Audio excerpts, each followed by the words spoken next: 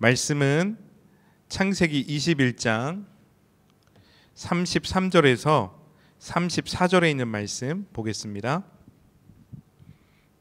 아브라함은 브엘세바에 에셀나무를 심고 거기서 영원하신 여호와의 이름을 불렀으며 그가 블레셋 사람의 땅에서 여러 날을 지냈더라. 아멘. 올 한 해 우리 교회는 이야기가 있는 가정 공동체, 이야기가 있는 교회 공동체라는 두 가지의 핵심을 가지고 나갑니다. 그래서 오늘 첫 번째 여러분들에게 이야기가 있는 가정 공동체, 그래서 큐티에 대해서 나누었습니다. 오늘부터 또한 내일부터 여러분들이 큐티를 하실 때에 조금의 가이드가 되었으면 좋겠습니다. 이제 말씀 나누도록 하겠습니다. 양을 키울 때가 있습니다. 양을 키울 때 일반적으로 양만 키우는 것이 아니라 양과 목, 염소를 함께 키운다고 합니다. 그렇게 하는 이유는 먼저는 염소가 양의 리더 역할을 한다고 합니다.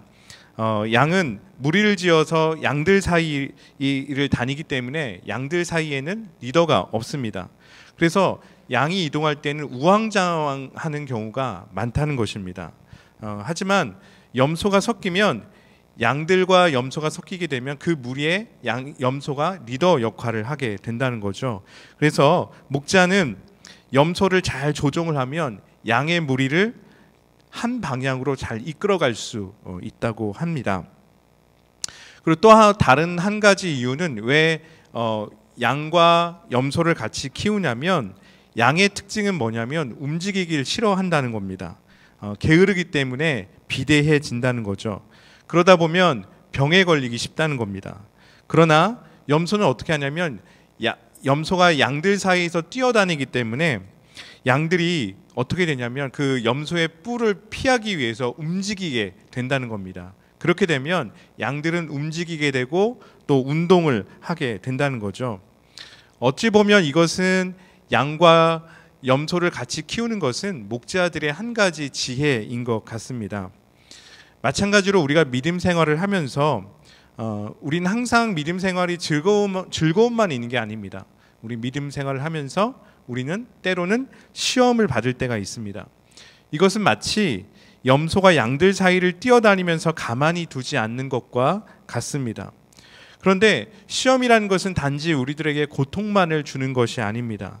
시험을 통해서 우리는 우리의 믿음을 확인하게 되고 우리의 믿음을 성장시키는 훈련을 하게 된다는 것입니다. 오늘 창세기 21장은 하나님은 21장의 시작은 이것입니다. 하나님은 약속의 자녀인 이삭을 아브라함과 사라에게 허락해 주셨습니다. 이삭은 분명한 하나님께서 아브라함과 사라를 돌보시는 증거였다는 겁니다. 또한 하나님께서 직접적으로 아브라함과 사라의 삶에 개입하시고 관심을 가지고 있다는 것을 보여주는 것입니다. 이 일을 보면서 아브라함과 사라가 이삭을 낳는 이것을 보면서 사람들은 이렇게 고백할 수밖에 없습니다. 하나님이 하셨습니다 라고 고백할 수밖에 없다는 겁니다. 이 놀라운 사건 이후에 오늘 성경 21장에서 보여주고 있는 내용은 뭐냐면 아브라함의 가정에 갈등이 일어나는 것을 보여주고 있습니다. 시험거리입니다. 10대의 이스마엘이 갓 젖을 땐 3살 정도 된 이삭을 괴롭히고 있다는 겁니다. 사라는 아브라함에게 하갈과 그의 아들 이스마엘을 내쫓아달라고 부탁을 하게 됩니다. 그래서 이것 때문에 아브라함은 굉장히 고민하게 됩니다. 당연합니다. 왜 그렇죠?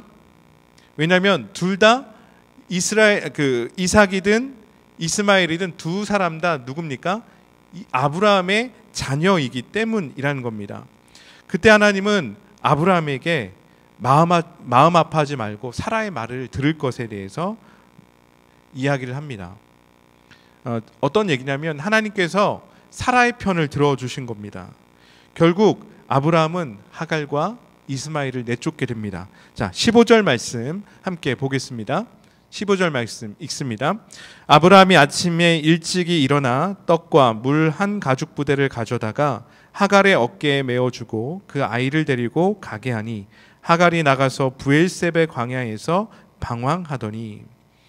오늘 이 장면을 보게 되면 인간적으로 생각을 하게 되면 우리는 이렇게 생각할 수 있어요. 아니, 부모가 어떻게 저렇게 무정하게 자식을 버릴 수 있을까? 내쫓을 수 있을까?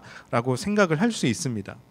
그런데 오늘 이 말씀을 성경적인 관점에서 해석을 하게 되면, 성경을 가지고 해석을 하게 되면 이해가 되어지게 됩니다. 창세기 21장 12절 말씀 함께 보겠습니다.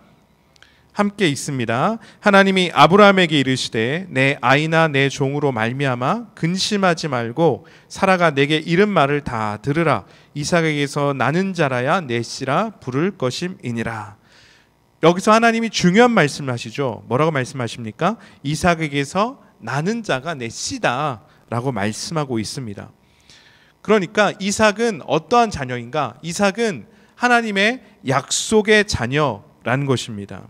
즉 이삭은 육신의 아브라함이 육신으로 낳은 그 아들을 넘어서서 하나님의 약속으로 주어진 자녀라는 것입니다. 반면에 이스마엘은 누굽니까? 단지 육신으로 낳은 자녀라는 것입니다. 신약 성경을 보게 되면 이 점에 대해서 분명하게 사도 바울이 이야기를 하고 있습니다.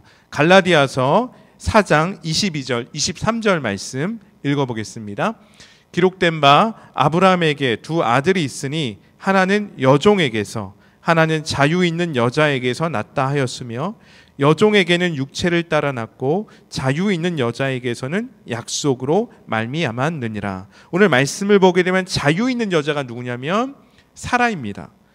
그리고 여종이 누굽니까? 이 사람이 하갈이라는 거죠. 그럼 여종에게서 낳은 아들이 누굽니까? 그게 이스마엘이고, 또 자유 있는 여자에게서 난 아들이 누굽니까? 그 사람이 이삭이라는 겁니다. 자, 갈라디아서 4장 29절 31절 말씀 한번 보겠습니다. 다 같이 읽습니다. 그러나 그때에 육체를 따라 난 자녀가 성령을 따라 난 자를 박해한 것 같이 이제도 그러하도다. 그러나 성경이 무엇을 말하느냐? 여종과 그 아들을 내쫓으라. 여종의 아들이 자유 있는 여자의 아들과 더불어 유업을 얻지 못하리라 하였느니라. 그런즉 형제들아, 우리는 여종의 자녀가 아니요 자유 있는 여자의 자녀니라. 오늘 이 말씀을 통해서 우리들에게 보여주고 있는 것은 이삭의 출생은 하나님의 은혜라는 겁니다. 하나님의 언약 가운데에 이삭이 태어났다는 것을 보여줍니다. 반면에 이스마엘은 육신의 방법을 보여주고 있습니다. 우리가 믿음 생활을 하면서 우리 안에 늘 갈등이 있습니다. 그것은 무엇입니까? 은혜와 육신의 생각이 부딪힌다는 것입니다. 이것이 우리의 믿음 생활의 갈등이라는 겁니다. 여전히 우리들 안에 남아있는 옛 본성들이 있습니다. 그것이 자리 잡고 있기 때문에 어떻습니까? 우리들 안에 신앙생활을 하면서 갈등하는 것들이 많이 있다는 것입니다. 그러면 우리는 어떻게 변하지 않은 이러한 옛 습관, 육신의 모습을 버릴 수 있겠습니까? 성경은 우리가 육신을 이기는 유일한 길은 십자가에 우리의 뜻을 못 박는 것이다 라고 이야기를 하고 있습니다. 로마서 6장을 보면 그러한 이야기가 있습니다. 믿음이라는 것은 그리스도께서 허락하신 새로운 은혜를 받아들이는 것입니다. 아브라함이 하갈과 이스마엘을 내쫓은 것은 단지 그들을 버리셨다는 어떠한 육신 사람의 생각으로 그들을 버리셨다는 것을 의미하는 것이 아닙니다. 그것을 성경적으로 해석해 볼 때 하나님의 은혜를 지키는 삶은 무엇인가, 은혜를 지키는 삶은 무엇인가에 대해서 보여주고 있다는 것입니다. 우리 안에 하나님의 그 구원의 은혜를 잃어버리게 하는 것들이 얼마나 많이 있습니까? 우리 안에 우리가 가지고 있는 육신의 생각, 사고, 그리고 삶의 방식들이 있지 않습니까? 매일매일 순간마다 우리는 하나님의 은혜의 법과 육신의 법이 서로 충돌하는 삶을 날마다 살아가고 있습니다. 우리가 예수님을 믿는다는 것은 어떤 것이냐면 바로 그러한 육신의 생각들을 버리는 것입니다. 우리가 예수님을 믿는다는 것은 그래서 우리가 뭐라고 얘기냐면 그것은 세계관의 충돌이다라고 이야기를 할 수 있습니다. 새로운 생각, 새로운 사고, 그리고 삶의 방식이 내 안에 들어오는 것입니다. 그것이 하나님의 은혜라는 겁니다. 우리가 예수님을 믿는다는 것, 예수님을 우리 삶의 구주로 믿는다는 것은 어떤 거냐면 바로 육신의 방법이 아니라 하나님의 방법, 하나님의 통치가 내 삶 속에 인정하는 것입니다. 나의 삶이 하나님의 다스림과 통치 속에 살아가는 것을 인정하는 것입니다. 그래서 오늘 우리는 이 말씀을 통해서 누가 내 삶의 주인인지를 점검할 필요가 있습니다. 내가 내 삶의 주인입니까? 아니면 하나님이 내 삶의 주인이 되십니까? 그러므로 우리가 그리스도인이 된다는 것은 하나님이 내 삶의 주인이심을 인정한다는 뜻이 된다는 것입니다. 그래서 하나님의 다스림을 인정한다는 것은, 하나님이 내 삶의 주인이라고 인정하는 것은 뭐냐면 바로 은혜의 방식이 내 생활 속에 들어오는 것입니다. 은혜를 통해서 나에게 주어지는 새로운 생각, 은혜를 통해서 나에게 주어지는 새로운 사고, 그리고 삶의 방식이 내 삶에 들어오고 그 새로운 생각과 삶의 방식대로 살기로 결정하고 결단하는 것입니다. 우리의 삶이 하나님의 은혜 안에 사는 사람이 되고자 힘쓰는 그리스도인이 되길 예수 그리스도의 이름으로 축원합니다. 또한 창세기 21장에서 우리는 한 가지를 보게 되는데, 그것은 뭐냐면 하나님의 빅픽처를 보게 된다는 겁니다. 하나님의 계획은 그들이 다 구원을 받기를 원하신다는 것입니다. 아브라함이 하갈과 이스마엘을 내쫓았을 때 오늘 성경은 뭐라고 기록하고 있냐면 아브라함이 고민했다, 갈등했다라고 이야기를 하고 있습니다. 왜냐하면 아브라함이 그들을 사랑했기 때문입니다. 하나님도 이스마엘이 하나님의 아브라함의 자녀라는 것을 인정하셨습니다. 창세기 21장 13절입니다. 함께 읽습니다. 그러나 여종의 아들도 내 씨니 내가 그로 한 민족을 이루게 하리라 하신지라.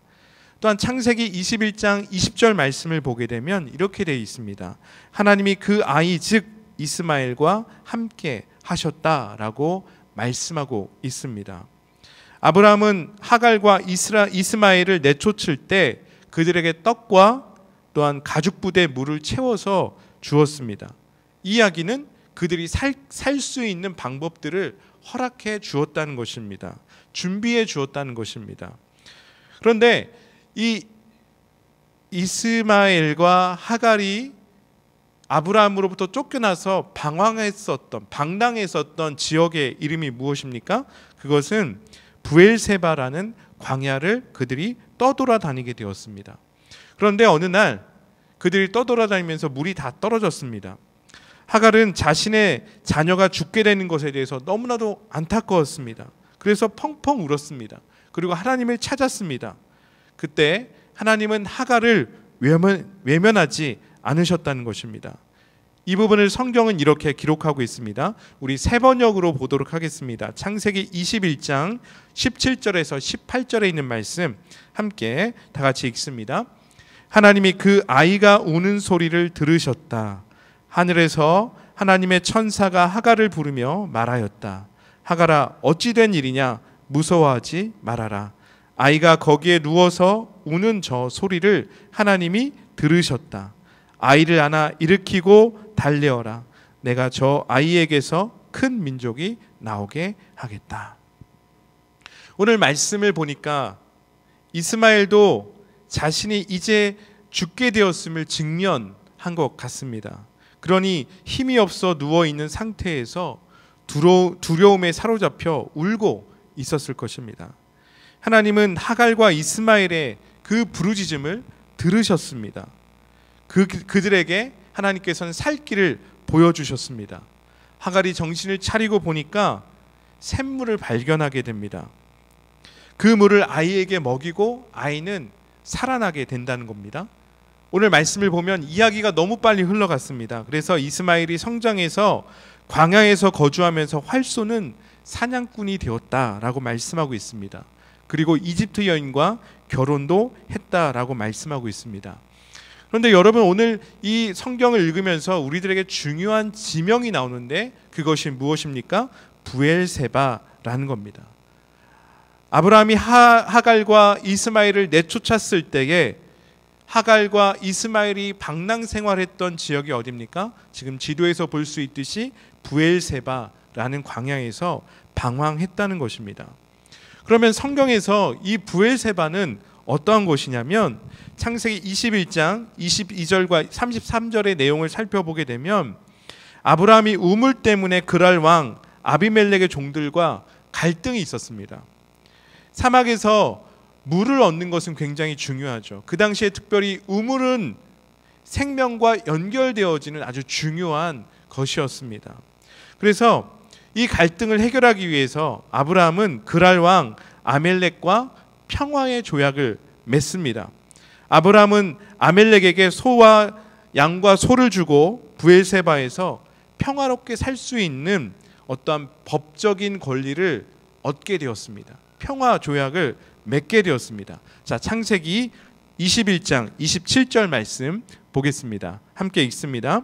아브라함이 양과 소를 가져다가 아비멜렉에게 주고 두 사람이 서로 언약을 세우니라. 31절 말씀 읽겠습니다. 두 사람이 거기서 서로 맹세하였으므로 그곳을 브엘세바라 이름하였더라.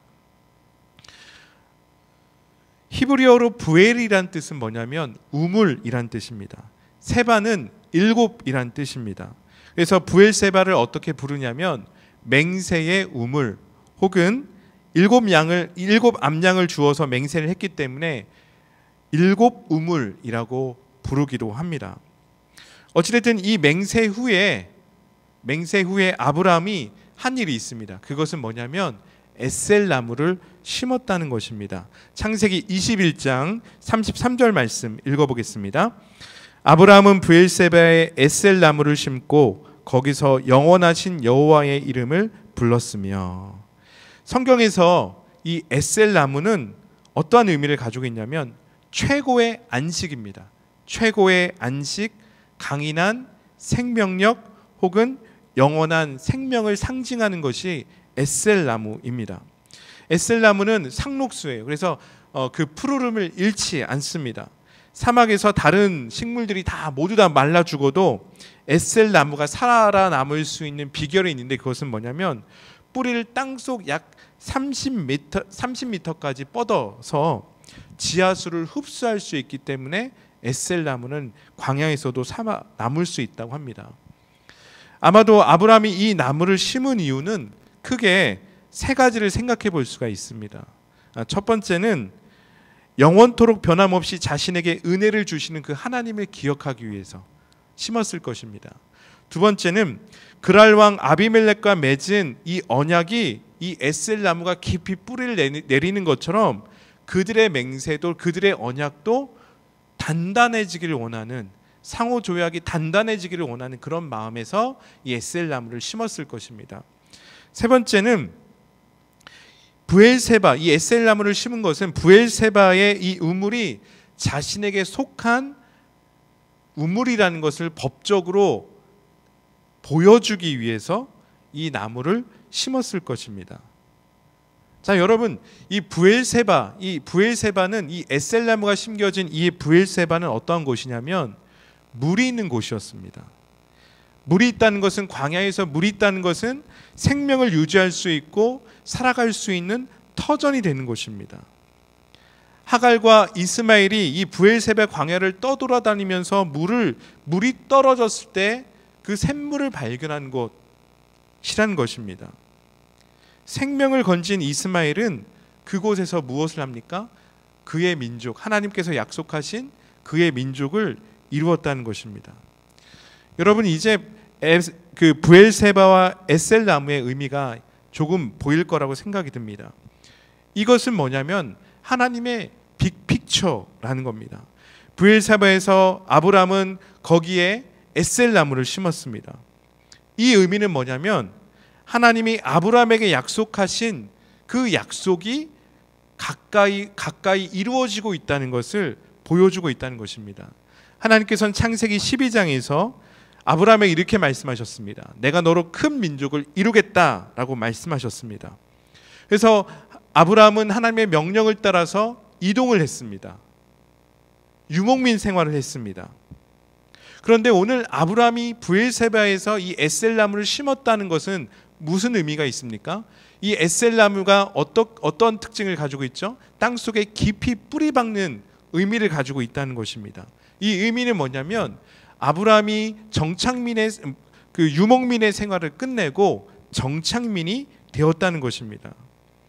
그리고 하나님께서는 약속하신 그 아브라함에 약속하신 그 약속이 하나님의 시기에 정하신 시기에 어떻게 하셨습니까? 이삭을 허락해 주셨다는 것입니다.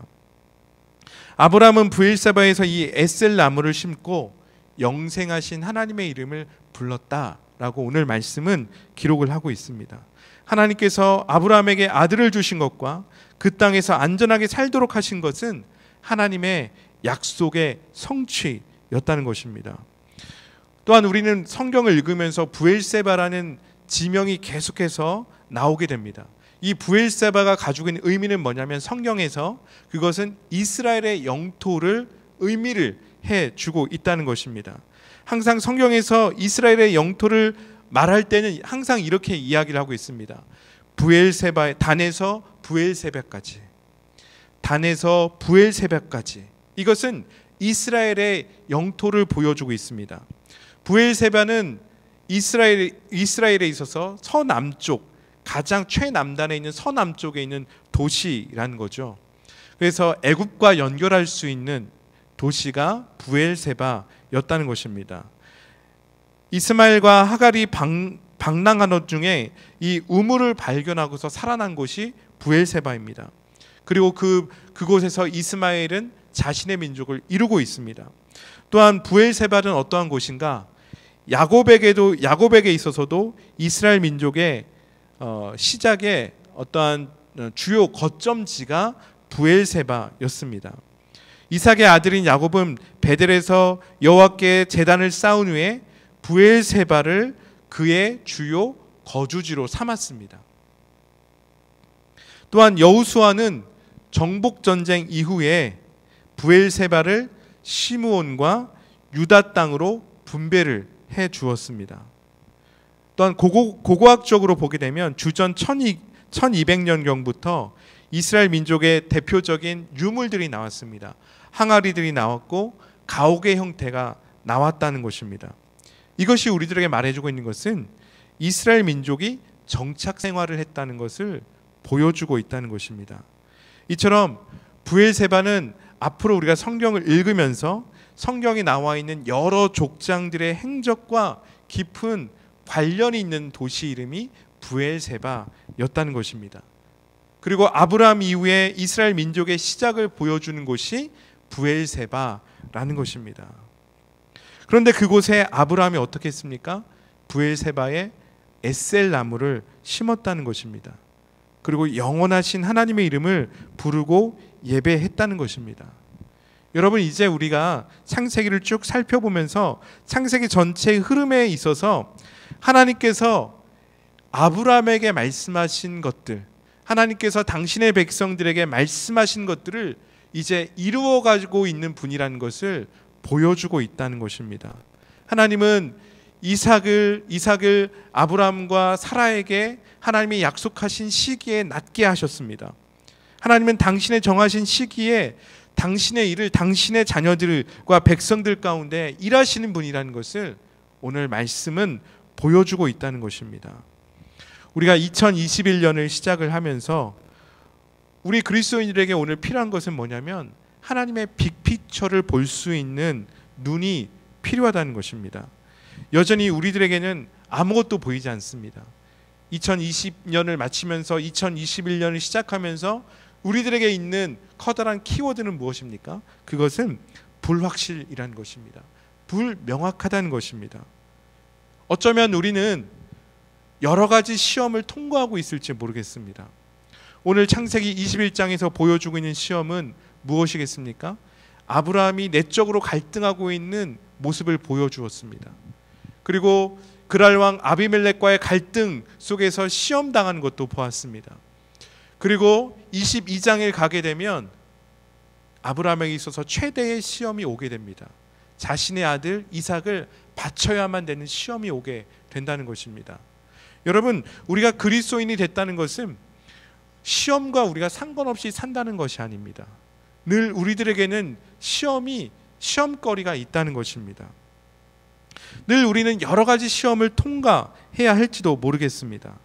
하지만 오늘 하나님께서 우리들에게 이 브엘세바와 에셀 나무를 통하여서 보여주고 있는 것은 하나님의 커다란 그림을 미리 우리들에게 보여주고 있다는 것입니다. 사랑하는 성도 여러분, 믿음의 눈으로 이 한 해 2021년을 바라보시기를 바랍니다. 하나님께서 당신의 신실하심을 우리들 가운데 보여주실 것입니다.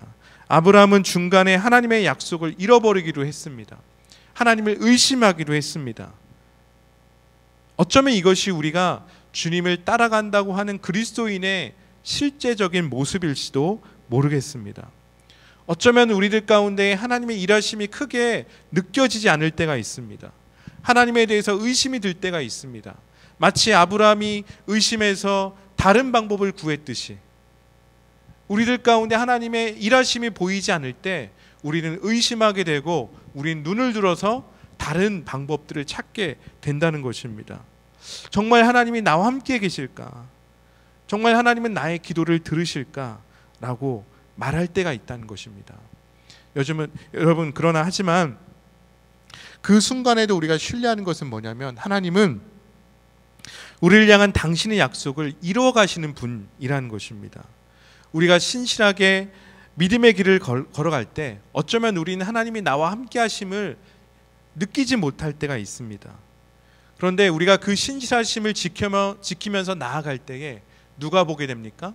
주변에 있는 사람들이 우리의 신실성을 보게 된다는 것입니다.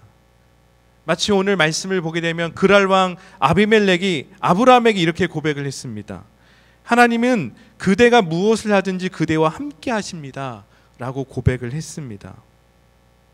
주변에 있는 사람이 아브라함 스스로가 자신이 하나님 앞에서 신실하지 않다라고 생각을 했을지라도 주변에 있는 사람이 아브라함이 하나님을 얼마나 신실하게 따라가고 있는지를 인정했다는 것입니다. 사랑하는 성도 여러분, 우리가 2021년은 하나님의 빅픽처를 보는 해가 될 것입니다. 우리는 아브라함과 같이 신실하심을 잊을지라도 하나님은 여전히 우리 가운데 신실하신 분이십니다. 그래서 우리가 하나님의 일하심을 보지 못할지라도 어쩌면 우리는 하나님에 대해서 의심하는 물음표를 던질지라도 하나님은 그럼에도 불구하고 하나님은 우리 가운데 하나님의 일을 이루어 가시는 분이십니다. 하나님은 아브라함에게 당신의 계획을 하나하나씩 이루어 가셨습니다. 여러분, 우리가 창세기 12장부터 아브라함의 일생을 보았습니다. 창세기 12장에서 아브라함에게는 정말 뜬구름과 같은 약속을 받았습니다. 하지만 어떻게 하셨습니까? 하나씩 하나님께서는 어떻게 해요? 그 약속들을 좁혀 가셨습니다. 하나님께서는 당신의 계획을 이루어 가셨습니다. 그리고 또 무엇을 보게 됩니까? 어쩌면 광야에서 하갈과 이스마엘도 자신들이 버림을 받았다라고 느꼈던 그 순간에 하갈과 이스마엘은 하나님 앞에 울부짖었습니다. 그런데 하나님께서는 홀로 있는 하갈과 이스마엘의 그 신음에 어떻게 하셨습니까? 응답하셨습니다. 그들의 부르짖음을 들으시고 그들을 보호하시고 살피시고 그들에게 민족을 이루도록 하셨다는 것입니다. 여러분, 이것을 통해서 우리가 알 수 있는 것은 무엇입니까? 하나님께서는 모든 사람들을 향한 구원의 계획을 가지고 있다는 것입니다. 이것이 하나님의 빅픽처라는 겁니다. 하나님의 구원의 큰 그림이라는 것입니다. 여러분, 여전히 우리가 하나님에 대해서 의심할 수 있습니다. 여전히 하나님이 나와 함께 하시는가에 대해서 질문을 던질 수 있습니다. 그러나 하나님 우리 가운데 보여주고 있는 것은 하나님의 일을, 우리를 향한 하나님의 일을 하나씩 만들어가고 있다는 것입니다. 여러분, 2021년 우리는 어쩌면 다시 한번 21년을 시작을 하면서 여전히 우리 가운데에 질문을 던지고 계신 분들이 있을 것입니다. 불확실한 속에서 살아가고 있다라고 생각하시는 분들이 있을 것입니다. 그 속에서 우리의 상황과 우리의 환경을 보는 것이 아니라 그 속에서, 그 상황과 환경 속에서 우리가 주님 앞에 부르짖을 때, 하나님 잘 모르겠습니다라고 말할 때, 그 순간에도 하나님은 우리의 부르짖음을 외면하시는 분이 아니라 우리의 부르짖음을 들으시는 분이라는 것입니다. 그래서 우리를 찾아오셔서 우리로 하여금 살 길을 갈 수 있도록, 우리로 하여금 생명을 살아갈 수 있는 샘물을 보여주시는 분이십니다. 그리고 하나님의 약속이 우리 삶 속에 깊이 뿌리박힐 수 있는 뿌리박을 박힐 수 있는 은혜를 허락해 주신다는 것입니다. 사랑하는 성도 여러분, 오늘 우리가 2021년을 시작을 하면서 우리의 믿음의 눈을 들어서 하나님의 빅픽처를 보시는 은혜가 있기를 예수 그리스도의 이름으로 축원합니다. 우리 잠시 기도하도록 하겠습니다. 여러분, 우리들에게 필요한 것은 무엇입니까? 우리의 상황과 환경을 보고서 그거에 따른 전략을 만들고 그거에 따른 계획을 만드는 것 필요합니다. 하지만 우리가 계획을 세우고 전략을 세울지라도 하나님께서 함께 하시지 않는다면 그것은 헛된 것이 될 수밖에 없습니다. 아까 김기주 권사님 기도하셨던 것처럼 주님께서 세우지 않는다면 그 모든 것은 헛될 수밖에 없는 것입니다. 그래서 오늘 이 시간 우리 함께 기도하십시다. 2021년을 시작하면서 주님이 저를 돌보아 주셔야 합니다. 주님, 저에게 오늘을 살아갈 수 있는 샘물을 허락하여 주시옵소서. 그 샘물을 볼 수 있도록 인도하여 주옵소서. 하나님의 그 영원한 언약을 깊이 뿌리 내릴 수 있는 하나님의 은혜가 내 삶 속에 경험되어지게 하여 주시옵소서. 하나님께서 나의 삶을 인도하시는 것을 경험할 수 있도록 주님이 나와 함께 하심을 느낄 수 있도록 주님 은혜 부어 주시옵소서. 이 시간에 잠시 2021년의 삶을 올려드리면서 잠시 기도하도록 하겠습니다. 사랑의 하나님, 감사합니다. 주님, 우리 가운데 신실하신 분인 것을 고백을 합니다. 하나님, 2021년을 시작하면서 우리의 시작은 마치 불확실성 속에 다시 한번 들어와 있는 것처럼 느껴질 때가 있습니다. 오늘 하루 어떻게 살아야 되는지, 이 일주일을 어떻게 살아야 되는지, 이 한 달을 어떻게 살고 올해를 어떻게 살아야 될지 하나님, 우리 가운데 어떠한 것도 보이지 않습니다. 그러나 그 안개와 같은 삶 속에서 주님이 우리 삶의 목자가 되시며 주님이 우리 삶의 인도자가 되시는 줄 믿습니다. 우리는 그 속에서 하나님의 계획을 발견하지 못할지라도 이미 하나님께서는 우리의 삶을 샘물가로 인도하시는 분이신 줄 믿습니다. 주님, 우리로 하여금 그 에셀 나무를 심을 수 있는 하나님의 그 놀라운 계획을 보게 하시는 분이신 줄 믿습니다. 하나님, 우리가 다른 어떤 것에 우리 삶의 기반을 두는 것이 아니라 다시 한번 믿음의 주여 또 온전케신 예수 그리스도 앞에 우리 삶의 기반의 뿌리를 내릴 수 있도록 인도하여 주셔서 하나님, 우리가 시냇가의 신기운 나무같이 깊이 뿌리게 박혀서 우리의 삶이 복된 인생 되어줄 수 있도록 하나님, 올 한 해 우리를 인도하여 주옵소서. 각 가정마다, 우리 성도 한 분 한 분마다, 사업마다, 또한 학교마다, 직장마다 하나님의 이런 놀라운 복된 은혜가 가득 넘칠 수 있도록 역사하여 주옵소서. 예수님의 이름으로 기도합니다. 아멘.